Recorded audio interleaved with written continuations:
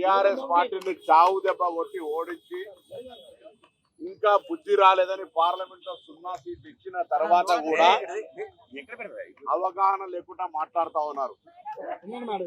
తెలంగాణ రాష్ట్రంలో జరిగినటువంటి ఉప ఎన్నిక ఖైరతాబాద్ లో కూడా ప్రజలు విజ్ఞతతోటి అభివృద్ధిని ఆకాంక్షిస్తూ ఈ ప్రభుత్వం రేవంత్ రెడ్డి గారి నాయకత్వంలో ఉన్న కాంగ్రెస్ పార్టీ ప్రజాపాలన ప్రభుత్వంలో అక్కడ జరిగిన ఉప ఎన్నికల్లో కాంగ్రెస్ పార్టీ అభ్యర్థిని గెలిపించినారు కంటోన్మెంట్ లో. ఇక్కడ కూడా తప్పకుండా ఈ ఉప ఎన్నికల్లో కూడా 100% ప్రజలు విజ్ఞతతోటి కాంగ్రెస్ పార్టీని గెలిపిస్తున్నారు అని అసహనంతో నోటికొచ్చినట్టు మాట్లాడుతూ ఉన్నారు. ఉనికి లేదు ఇక్కడ. నేను జాలి పడతా ఉన్నా నా సోదరి పట్ల. ఎవరికైనా బాధ ఉండొచ్చు, కానీ వేదికల మీద రాజకీయ ప్రసంగాల మధ్య కన్నీళ్లు పెట్టుకొని సానుభూతి ఓట్లు సంపాదించాలనే ప్రయత్నం చేస్తున్న మీ కేటీఆర్, హరీష్ రావు, ఇతర టీఆర్ఎస్ నాయకులను కోరుతా ఉన్నా, మీరు 10 సంవత్సరాలుగా జూబ్లీహిల్స్ కు చేసిన అభివృద్ధికి సంబంధించిన చర్చ రెడీ. ఆ అంశం చెప్పలేక కన్నీళ్లు పెట్టుకొని ఒకరు ఓదారుతుంటే ఒక ఈ డ్రామా అంతా కూడా సినిమాలో చూసినట్టు అనిపిస్తూ ఉంది. మా అభ్యర్థి కాంగ్రెస్ పార్టీ అందరం కలిసి ఒక యువకుడిగా ఇక్కడున్న నియోజకవర్గం మా ప్రభుత్వంలో నియోజకవర్గాన్ని రోల్ మోడల్గా జూబ్లీహిల్స్ చేయాలనే ఆలోచనతో ఎంపిక చేయడం జరిగింది.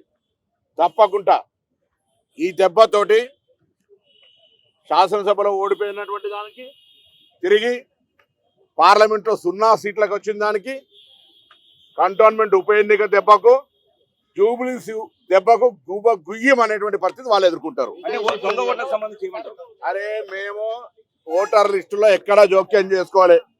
వాళ్ళే జూబ్లీహిల్స్ కు సంబంధించి చనిపోయిన వాళ్ళ గురించి విమర్శించద్దు, కానీ జూబ్లీహిల్స్ నియోజకవర్గం తిరిగే సందర్భంలో 100 మంది మాగంటి బాధితులు ఓట్లు తీసేసి ఇండ్లు గులగొట్టి కేసులు పెట్టి వాళ్ళ పార్టీ మా పార్టీ అని లేకుండా ఎవరు ఎదురు తిరిగితే వాళ్ళని అణచివేసినటువంటి మనస్తత్వం ఉన్నటువంటి వాళ్ళు దొంగ ఓట్లైనా ఇంకోటైనా దాదాగిరి అయినా వాళ్ళే చేసిరు.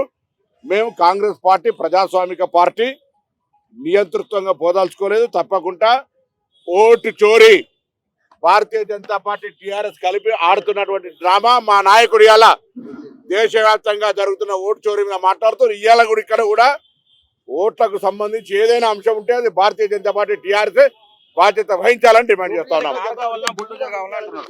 జూబ్లీహిల్స్ దెబ్బ కొడితే శాసనసభ ఎన్నికల దెబ్బ, పార్లమెంట్ ఎన్నికల దెబ్బ, కంటోన్మెంట్ ఎన్నిక దెబ్బ, ఈ దెబ్బతోటి మొత్తం భూమి కుయ్యమనాలి. 100% ఓట్లు అడగడము, అభ్యర్థిని నిలబెట్టడము, ప్రచారం చేయడంలో ఎవరికి అభ్యంతరం లేదు. కానీ